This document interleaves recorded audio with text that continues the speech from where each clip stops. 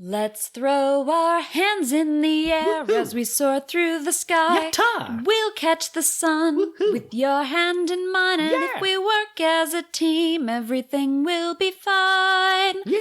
Oh, it's Cure of the What Now? Let's henshin and start the show! Hello, fellow middle school dropouts, and welcome to Cure of the What Now, the one show where we know that studying does not Tropica shine. I'm your host, Kat, and once again, I don't wanna urinate.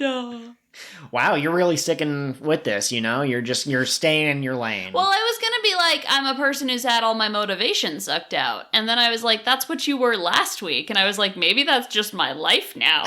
2020 was hard on all of us, and many of us are still recovering.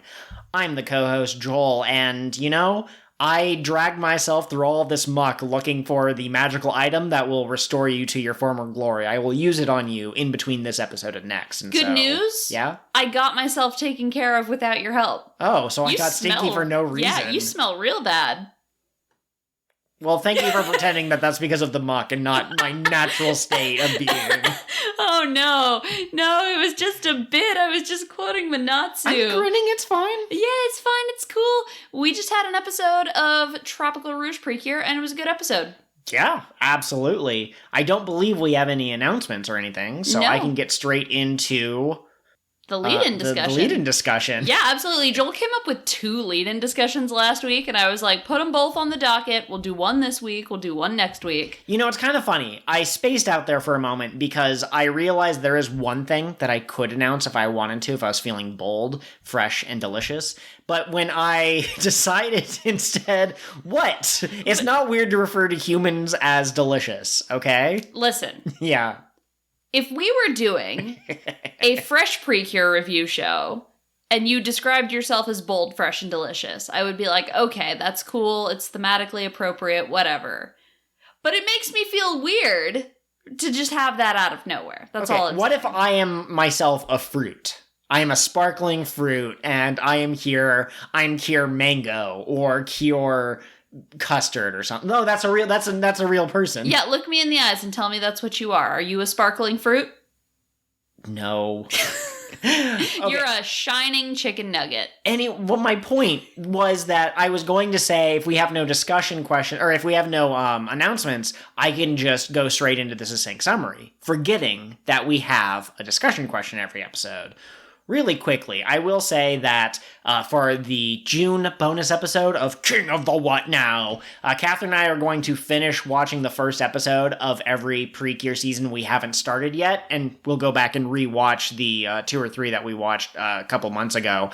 And our bonus episode is just going to be talking about like which one grabbed our attention, which one maybe wasn't very interesting at the start, and just wildly predicting where things go and that kind of a thing. So it'll be a pretty laid-back discussion, but it's related to our discussions of PreCure. So. Yeah, it's gonna Tropica shine. So absolutely. Stay tuned. But back to... Don't you mean abso-fruitly? Absolutely, I'm a tip-a-tootsie. I don't know. Trey does that one way better than I do. I'm rip-toot-toot-knee-doop-doop Trey. Okay.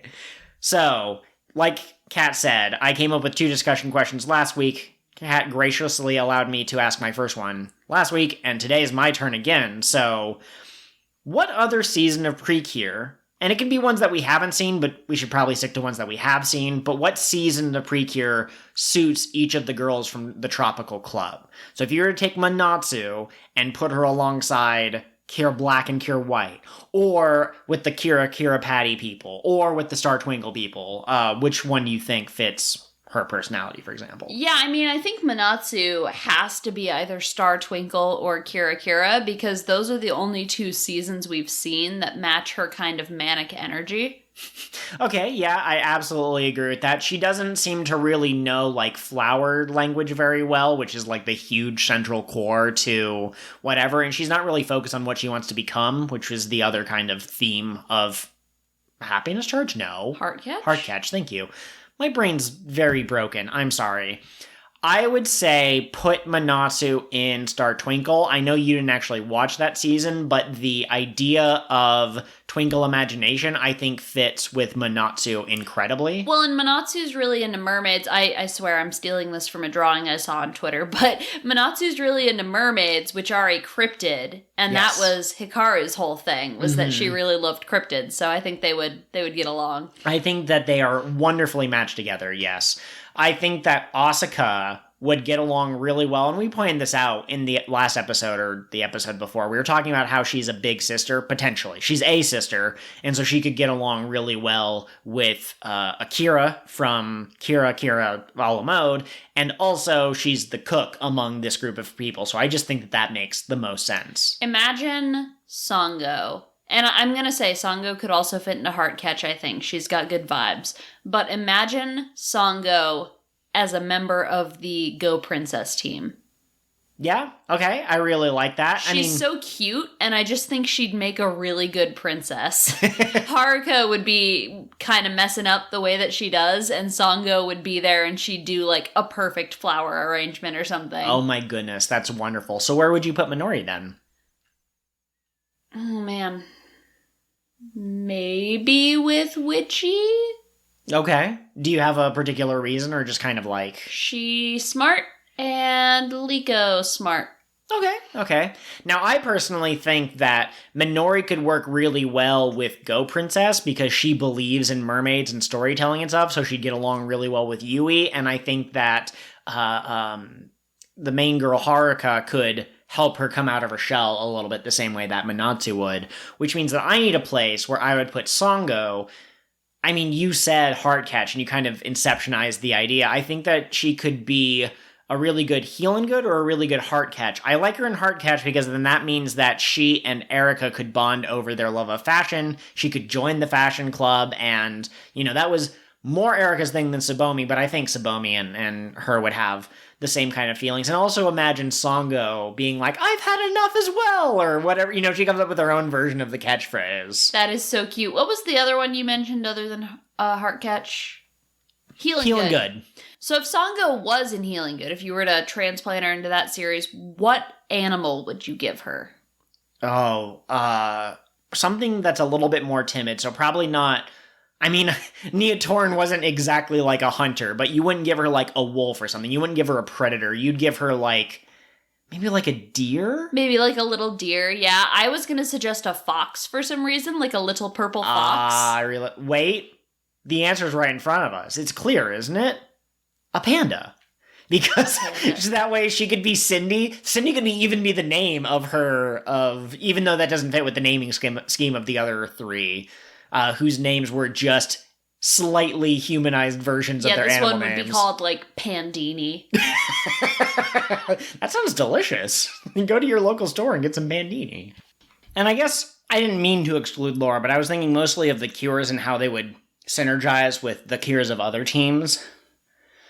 But imagine Laura being praised by Sparkle. By Hinata, and they just get along because they're both kind of head empty, 100% gremlin energy all the time type of people. Now, conversely, imagine Laura as one of the bad guys in Star Twinkle.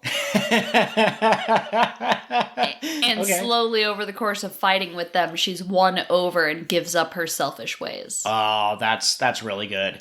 Imagine Laura having to put up with Meppel and Mipple.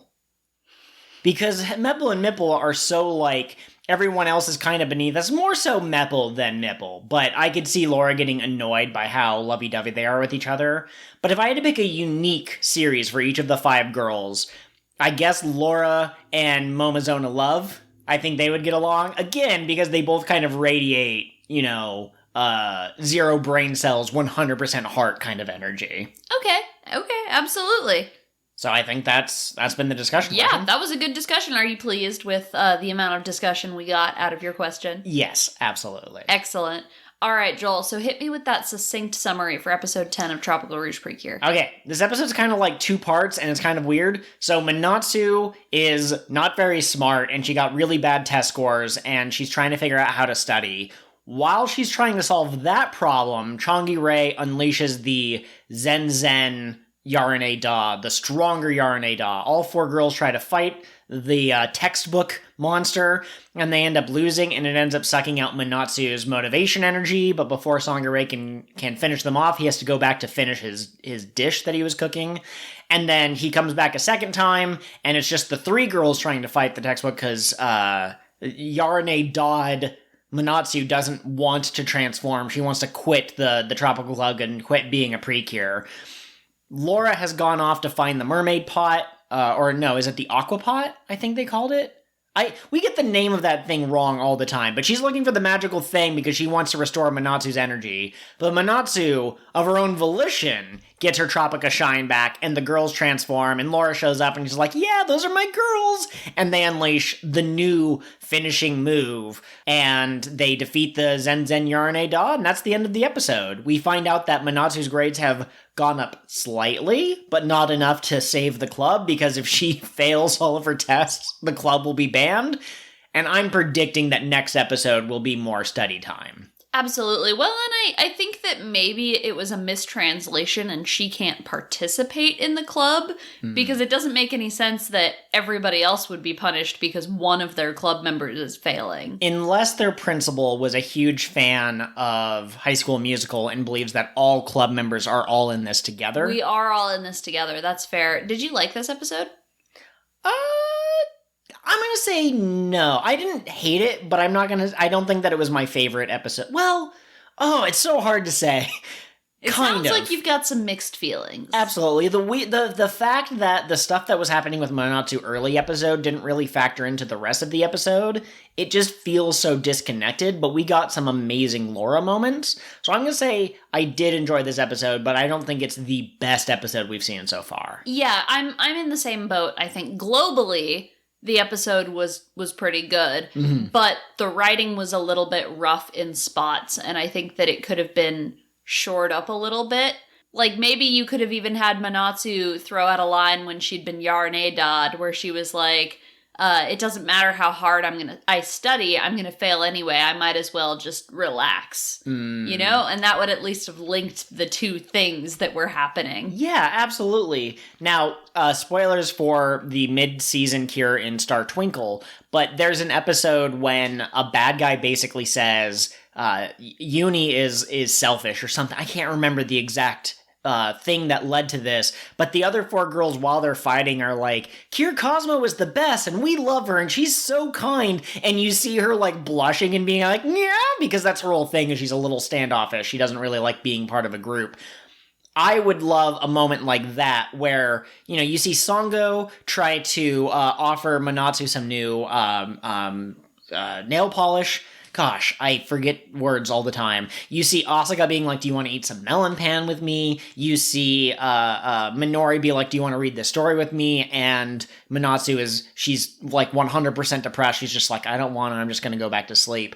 I would have loved if while they were fighting, they had talked about her good points, and that had been what kind of got her to start fighting back, because it is kind of cool to see a character who has lost their powers, or in this case, their motivation, bringing themselves back, but it also felt like she got it back because she felt like it more so than anything else. At the same time, one of the secret themes of this show is that the most important thing right now is doing things for other people and not being selfish. And so the thing that snapped Manatsu out of it was wanting to help her friends and wanting to stop Changi-Rei from hurting them. Okay, yeah, that makes sense. So, yeah, there's just a couple of things that I'm a little like, but overall, it was excellent. The important thing is, the opening still slapped. The opening is amazing. We give thanks and praise to Tropica, or Viva Spark, Tropical Rouge, PreCure. Absolutely. And as I said last episode, I think this is going to be the final episode where we ask that question. But we will bring the question back, or some form of it, when we inevitably get our halfway new closer. Oh, yeah, I see what you're saying. Yeah. Absolutely. And they're going to add new visual elements, assuming we get a 5th secret cure, but I see no reason why this season would be the season where they just decide to drop that, because I think that it's been a staple ever since, like, season 3 or 4, somewhere around there, so. Did I tell you, I think it was Fresh PreCure, but it might have been Yes PreCure 5. One of those 2 seasons. Oh no, it was definitely Fresh PreCure. Fresh PreCure saved the series, and one of the major things that show did was introduce the concept of the mid-season cure. And so I think that season did so well that the executives at Toei are like, we can't ever fail again. We need to do Fresh PreCure every single time. Exactly the same way, yeah. Very interesting. Well, and like Monster of the Week can get boring to some people, and other people are like, no, give me a new monster every single week. But having the mid-season cure or the mid-season power-up is a good way of kind of like keeping it going until they get to the end. I might argue that maybe you only need 26 episodes, you don't have to do 1 PreCure a year, maybe you could do 2 PreCures a year, or maybe you do 1 PreCure a year, but you only do it for half of the year. But if you're going to dedicate yourself to new episode every week, it's good to have something in the middle that kind of spruces it up. Yeah, absolutely, I'd agree. Speaking of the new power-up, keeping things fresh, we finally got a team attack. Yes, absolutely. Yes, it is called the Mixed Tropical, and it is a bird made of elements of each of their individual attacks. Yes, the body of a papaya, the wings of a flamingo, the spiky parts of the sun around the body. That one, I think, is actually kind of the weakest element of it. And the eyes of coral. It is a sunbird type of thing. It's got a head thing made of coral. The eyes look like papaya's laser eyes. Oh, okay, gotcha. Yeah. The little slices of papayas. Yes, but no, it was kind of weird, but it looked pretty cool. I liked it. And also this whole time, the shape that appears around the Yaranadas has kind of looked like lips. But with this new attack, it's all of their different shapes intersecting, and it looks like hearts. Yeah, exactly. I kind of thought lips is a good way of putting it. I kind of was seeing it as kind of like a shield crest. I think they were going for lips, and I just misunderstood. But yeah, now instead of it being like a 2D shape that spins around them, it's a 3D shape with 4 little prongs, and each prong is a different color. They all do the victory pose at the same time.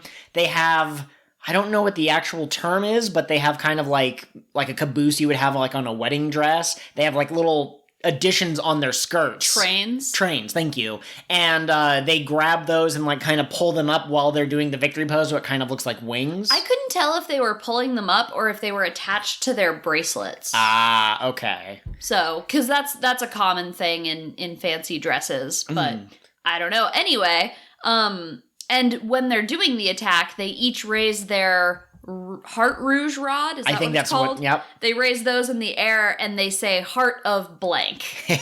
And it's color coded to their specific abilities. So, heart of energy for Manatsu, heart of kindness for Sango, heart of wisdom for Minori. We're kind of getting into Triforce powers here now, and heart of burning passion for Asuka. Now I want to ask you. Yeah.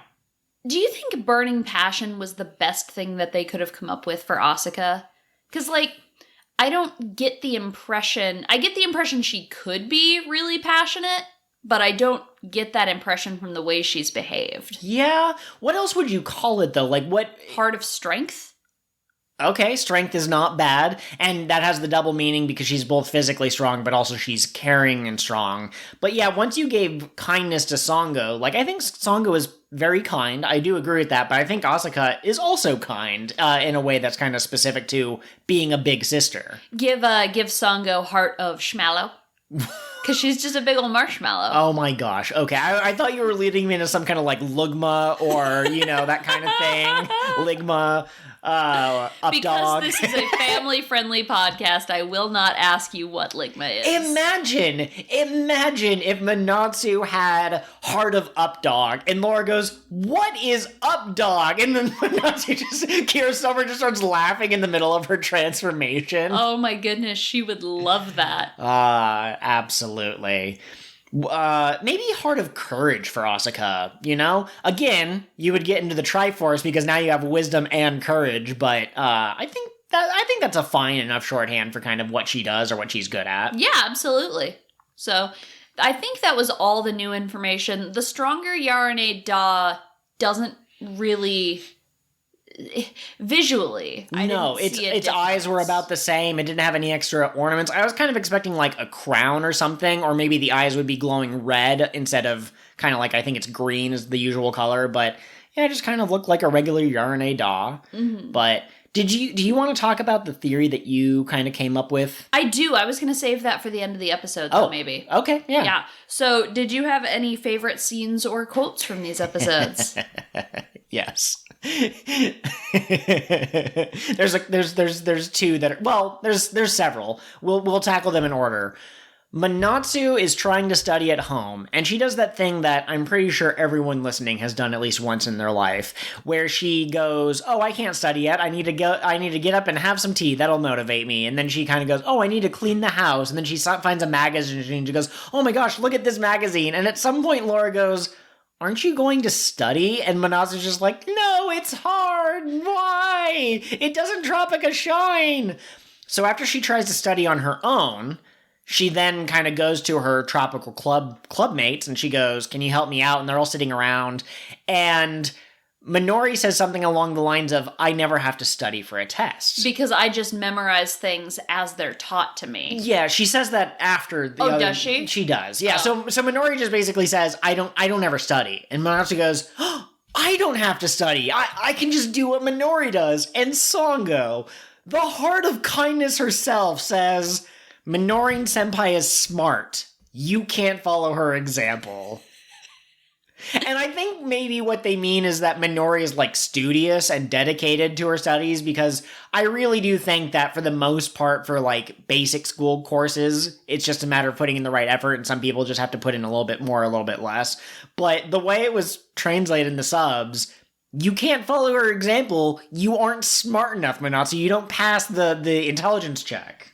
Well, and we've talked before about how kind of one of our favorite jokes, we don't like the butt monkey trope or joke. That's bad. But we do like it when the PreCure teams are very gently bullying the stupid member of their team. Like, not being mean, just being like, "Oh, you're kind of dumb." Yeah, for those of you who haven't been able to check out our Heart Catch episode, we talk about in that movie, they make, I think it's Momozona Love that they tease for forgetting the ticket, and it's the other members of the team all just one at a time basically just being like, "Yeah, we know that she was going to forget the tickets because she's stupid." And you see like the arrow go into her head and someone else goes, "Yeah, it's our fault for trusting in her to remember something so important." And she gets another arrow in the head. And like, you know, sometimes friends do tease each other. You've heard Kat and I call each other doofuses all the time on this podcast, and it doesn't hurt our feelings. It's kind of hilarious, because, yeah, sometimes people are forgetful like that. Mm-hmm. Yep. So, and there's something specifically appealing about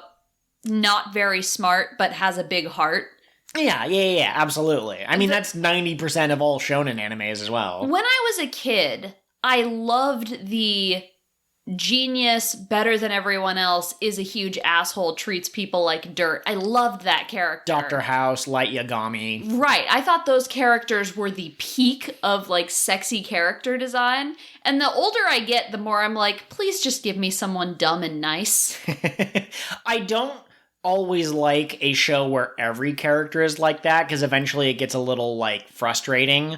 I feel that way about South Park a little bit, like those episodes where like one person is the voice of reason and everyone else just ignore. I hate that. I cannot stand it.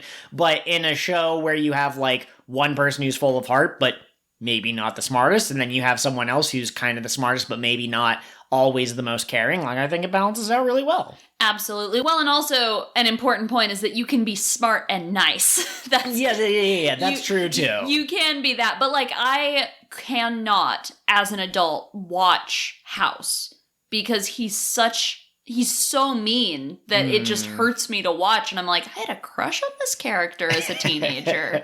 Like, I thought this was like the peak of what it meant to be a smart adult person. Yeah, absolutely. And then just to like, not to get too distracted away from PreCure, but if you have a character who's that smart, it sometimes is hard to give them flaws. You might, as a writer or as a viewer, might not enjoy a moment where they're outsmarted or they make a mistake, but like, shows are more interesting when people make mistakes and stuff like that, and so it's hard to write that character well, and I think it's easier to have a character who's full of heart who, oops, does the wrong thing or messes up sometimes. I forgot the tickets, guys. Oh my gosh. I like it too when that's subverted, because they make like a mistake that would have been obvious they could have made, and then one of the other characters is like, no worries, I brought the tickets because I planned ahead and I knew you would mess up. Yes. Well, and then to go back to that movie specifically, I think that's DX2, the second crossover movie. The Rainbow Jewel. Yes, there you go. But I believe that you later find out that all of the main Cures from all of the previous seasons forgot the ticket. So Cure Black also forgot the ticket, and the next one from Go-Go, they were late to the train. So like everyone is messed up in kind of the same way, and it all worked out, for the best. Absolutely. Did you have any other scenes that you wanted to shout out really quick? Yes. So Laura. Sweet, self-centered Laura. Oh, are we going to Laura's a Gremlin corner? No. This is kind of the opposite. This is kind of the opposite. She goes swimming in search of the aquapot, and she searches all the canals, and eventually she has to go into what is basically the sewage canal. Like, they don't say that, but that's what it is. Pretty much obviously. Because mud doesn't stink. So, like, later in the episode when they're like, you stink, like, it has to be, that's the garbage. Right. And she's not going to go in, but then she thinks of Manatsu's face, and then she's like, for her, I will do this, which is great character growth for Laura, and she goes swimming off into the muck. But the specific scene I want to highlight is when she gets back and she pops out of the water with the aquapot, and she's like, I'm here, I did it. And she sees Cure Summer. The frame does that, like, lead in a romance movie thing where Cure Summer is standing all powerfully. Hair blowing in the wind. And her hair is blowing in the wind. And Laura's, like, eyes fill up with tears.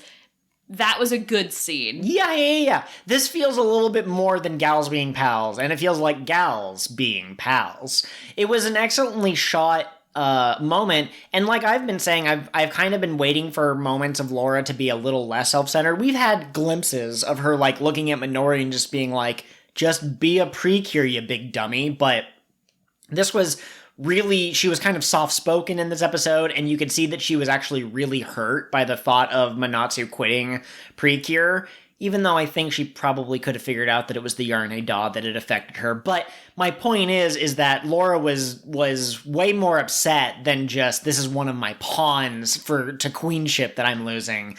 And at the end of the episode, after they've defeated the Yarne Da, strange that they're still called Yarne Da, even though they use a Zen Yarne to, like, create them. Anyways, Manatsu's like, Laura, are you upset? And she starts crying, not loudly, but she starts being like, you said you were gonna quit! And Manatsu's like, I would never quit, which is another great shipping moment. They hug each other, and Manatsu is like, man, you stink! And Laura's like, it's your fault! This is the best friendship moment we've had from these two since the episode that was centered on them, kind of learning more about each other. And even then, this is still the best moment. And so, yeah, I'm a huge fan of that. I like it a lot. Also, shout out to Karurun. So, Laura's looking for the aquapot, and I'm like, well, Karurun's in it, so couldn't Karurun bring it back? And then she turns a corner, and there's Karurun, and she's like, but Karurun should be in the aquapot. And yeah, sure enough, Karurun has the aquapot. He was sitting on it. Yeah, I get the sense that Karurun's not a very good swimmer. Like, he has kind of like a portly body and like little tiny fins, and I don't know if he could fight the current, but it seems like they were able to get up on the bank where they at least wouldn't be swept further away, and Karurun's just the cutest. Karurun's so cute. Oh my goodness. Karurun? Kuru? Karurun and Kirby, best friends. Like, same energy. Yes. Imagine Kirby eating Karurun and getting the little hearts. See, I just imagine Karurun on the top of Kirby's head while Kirby runs around, and Karurun's just enjoying life. Yes, absolutely. We did watch Futariwa this week. Yes. Sorry, really quick, do you have any other scenes or quotes to shout out? No, the only other scene I wanted to shout out was Laura Manatsu, and you segued into that perfectly. Perfect. Without even knowing that was the scene I wanted to talk about. Excellent. It's almost like we are on the same wavelength. Yeah, absolutely. We're swimming in the same stream, to use a mermaid metaphor. Okay, yeah. We watched Futariwa PreCure this week. I liked this episode. It was about Honeka's parents, which she apparently has.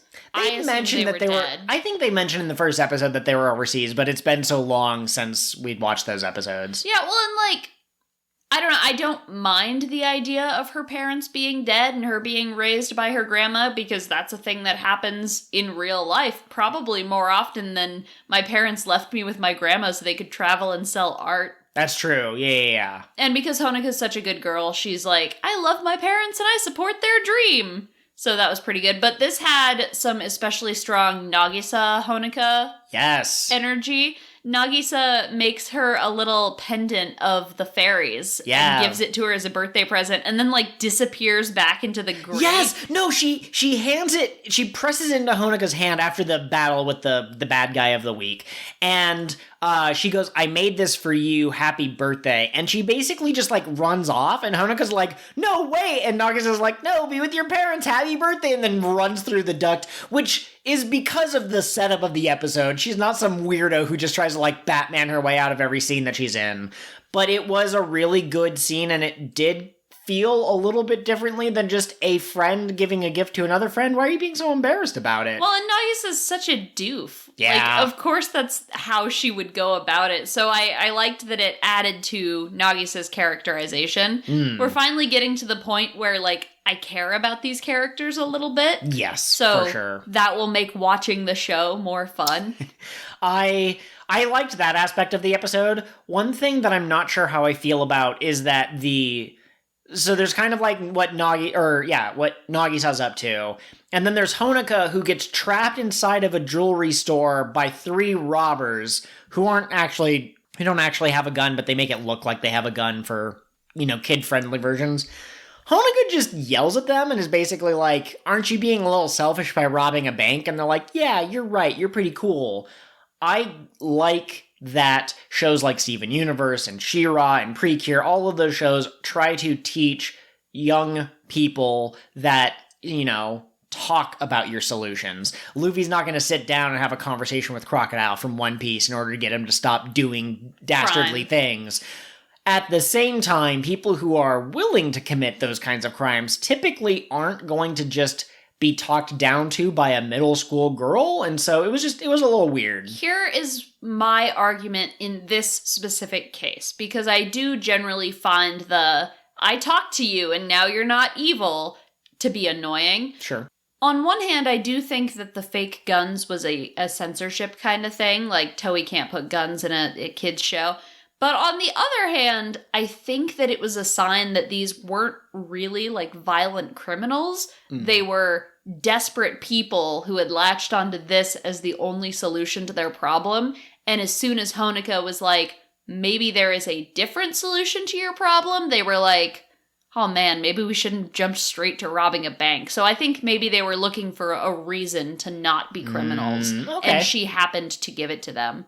I did like the joke where her forceful sit down was so powerful that they did it without thinking. Yeah, she has conqueror's hockey, to use the One Piece term. Honoka for future teacher, I think. Yeah, absolutely. But yeah, so that was kind of how I felt about that episode. You didn't watch any Kira Kira this week, I don't think. I don't believe so, no. So are you going to watch some Kira Kira for next week? Are you still liking it? Yeah, I love it, and I hope to watch an episode a week at the minimum in order to keep up with all these other shows. Last week was just a little bit busy with other stuff, but from now on, I will try to report in and give like a 1 sentence, did I like it, did I not like it, what was my highlight of the episode type of thing. Beautiful, and I promise to you, I will eventually watch Star Twinkle. Papa beepa beepa papa beepa boo. Going back to Tropical Rouge PreCure, do you have any thoughts or ideas on where we're going from here? What the next episode is going to look like? I think that this is a 2-part episode, more or less, and so next episode is going to be the different girls finding different ways to help motivate Manatsu. I imagine that Minori is going to be very, like, take this test, like, stay on target type of character. I think Asuka might be like, you got a question right, have an M&M. And I think that Sango is going to be like, you can do it. She's going to be the heart, the supportive, the cheerleader type of character. I could also see Sango getting in trouble because she wants to be nice to Manatsu and she's like, maybe you should take a break. And the other 2 girls are like, she gets no breaks. Oh, I could definitely see that. So yeah, I hope that it works out. Maybe Laura will somehow come in clutch. We found out in this episode that apparently Laura has to take tests in order to become queen, that's kind of cool, I thought that she wanted to become a queen just because of the glitz and glamour, but it seems like she's actually willing to put in work. What is this? What is this? Do you think she ever sang a sad song about how she wasn't prepared for that particular test? She doesn't strike me as that kind of a character, no. She strikes me as the type of character who would sing awesome as I want to be. I think if Laura and Twilight Sparkle met, Laura would destroy her. Just emotionally devastate Twilight Sparkle. Okay. Do you think that if you ever had Manatsu and Pinkie Pie in the same room, that the world would just end? They would just have too much energy? Have you ever been in the midst of a frosting explosion? Excuse me? So imagine an explosion. Yeah. No, I get it, but you're making it sound like it's a common everyday thing. Oh, like, you know, like it happens. I'm just saying, like that's what they would cause. So I agree. I think that we're probably going to see some follow-up on the studying thing. Either that or the next episode will open with her being like, I passed the makeup test. Back to being tropical. And they'll be like, you can't just not study or we'll have to do this again in a month. Absolutely. Yeah, I wonder if they're going to try and focus on... There might be things you don't want to do, but they're still helpful. Because right now, she only wants to pass the test in order to keep the club open and have fun. But I wonder if maybe this next episode they'll talk about, like, haven't you ever thought about being a marine biologist like I think your mom is? You have to study in order to do that. Do you want to do this? That also requires studying. Even things that don't Tropica shine can lead to other things that do Tropica shine. Yes, absolutely. Yeah, and so that's kind of where I'm at for the next episode, but I do have a more global theory about where the show is going. Now, is this a serious theory or is this a crack theory? This is a serious theory. Yeah, I think I can come up with a crack theory to end the episode on. Excellent. Okay, I have faith in you. I will trust in my teammate. So the butler. We have talked before about how the butler is pretty sketchy, and we think that he might be the long-term bad guy. He tells Changi-Ray that the witch wants a specific stew, and Changi-Ray's like, okay, this is going to take a long time. I'm going to put a lot of work into it, even though I'm not feeling it, because the witch specifically asked for this. End of the episode, Changi-Ray goes to deliver the stew, and the butler's like, the witch is sleeping. She's not going to have it right now. And Changi's like, she specifically requested this. What are you talking about? Now, the butler had been the one who delivered the Zenzen Yarane Da and said it was a gift from the witch. And he's the one who is always saying, the witch wants this. No, just kidding. She doesn't want it right now. I think that the reason the Witch of Delays is asleep all the time is because the butler is siphoning off her motivation power. Okay. Very interesting. And do you think that the other three, Changi-Ray and Dr. Numeri, yeah. Do you think that they follow the queen because of what she was like before she had the energy drain from them? That's what I'm thinking, yeah. Okay. So, like, maybe she's not evil at all. Yeah, maybe she's just depressed and she's like, can someone please get me some medication to help me find the energy to get out of bed? And the butler's like, of course, I'll get that for you. Oh, that makes me sad. Well, I mean, it would fit, I think, with this kind of show, so... Imagine Manatsu, and I think I made this joke before, but if I didn't, it's funny. Depression, isn't that just another word for bummed out? And then Laura's like, Manatsu, you ignorant slut. All right, fantastic. So, what we're going to see is that Manatsu needs to pass these tests in order to keep the club open. And she's going to study, and she's going to study, and she's going to study. But then Laura is going to decide that she has her own way of helping, and she is going to go on a side adventure where she dons a ski mask, and she and Kururun steal the answers to the tests and try to take the test for Manatsu. I want this to happen. It's not enough for this to be a crack theory. I need it to be true. All right, and I think that has been your doot final thought. Outro goes here. Thanks for listening, everyone, and don't forget to Tropica Shine. PreCure. If you swam through any muck today, take a shower, you filthy.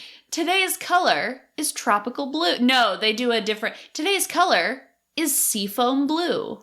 Ha-ha! What a great episode of King of the What Now, your one-piece podcast that started from the very beginning and stars these two doofuses. If you want to follow us on social media, Twitter is the best place to do that. I am at KOTWN_pod. And I am at Pirate Ghost Host. Absolutely, yes. We share all sorts of thoughts on there, some related to the podcast, some related to other things. But you can also reach us through email at kingofthewhatpod@gmail.com, or you can also find us on Patreon. We would love some subscribers or supporters, whatever the technical term is. Patrons. So fancy and grown up. And you can find that at patreon.com/kingofthewhatpod. You can find all sorts of things like bonus episodes, and you get to see the full cold open candidates, not just the ones that make it into the episode. Maybe someday if I learn to draw, I'll put stuff up there. We're always looking for suggestions and feedback. And speaking of which, please take a moment to rate and review our podcast wherever you get us from. So iTunes, Spotify, Scrivener, that's for writing. But wherever you listen to our podcast, take a moment to leave a review. It helps other people find us. We are so grateful to all of our listeners, and we couldn't do this without you. Absolutely. Word of mouth is super powerful, so if you have a friend who likes One Piece and they haven't heard of us, just direct them to the latest episode. And if they hate us, they can tell us why. And if there's an actionable item, we'll try to please you. That's how this works. Thank you, everyone. Have a great day.